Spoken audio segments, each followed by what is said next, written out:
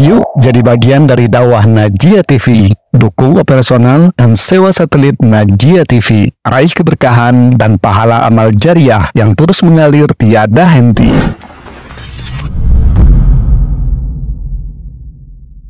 Kembali lagi dalam hadis Anna Utsman ibn Abil As. Sesungguhnya Utsman bin Abil As mendatangi Nabi SAW, dikatakan. Lalu bertanya, wahai Rasulullah, aku sering diganggu setan dalam sholatku. Apa?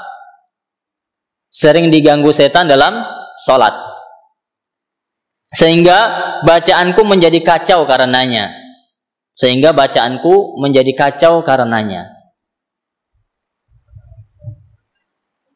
Maka Rasulullah SAW menjawab, itu memang syaitan yang dinamakan khanzab. Jika engkau mulai merasakan kehadirannya, maka bersegeralah memohon perlindungan kepada Allah Subhanahu wa taala. Memohon perlindungan dalam hal ini bagaimana? Berta'awudz. A'udzu billahi minasyaitonir rajim. Kita berlindung kepada Allah dari setan yang terkutuk. Maka sekali lagi, jika kita merasakan kehadiran khanzab ini mengganggu dalam salat kita, ya, membuat bacaan salat kita, zikir salat kita berantakan, lupa, atau bahkan tidak sadar kalau kita membaca apapun, kita katakan a'udzubillahi minasyaitonir rajim. Kemudian kata Nabi SAW, lalu meludahlah engkau ke sebelah kirimu 3 kali. Ini 2 caranya. Yang pertama ta'awudz, kemudian meludah ke kiri 3 kali. Meludahnya ringan, ya. Sudah pernah kita bahas di sini. Tidak keluar dahaknya pula. Ya. Angin. Begitu, dah. Nanti oke lah kalau sholatnya sendiri, ya kan.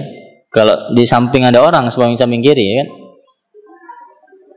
Apalagi sholat bersama di orang awam lah yang tidak tahu itu misalkan, bisa kacau nanti sholatnya. Kemudian Nabi SAW bersabda, idza nudiya lis-sholati adbara syaitan. Ini sudah sering dibacakan hadisnya. Apabila dikumandangkan azan, maka syaitan akan berlarian, ya, sambil mengeluarkan kentut hingga tidak mendengar. Dia lari jauh-jauh sampai terkentut-kentut, dia lari sejauh mungkin sampai tidak dengar azan. Dan apabila panggilan azan telah selesai, maka setan akan kembali. Dan apabila iqamah dikumandangkan, setan kembali lagi berlari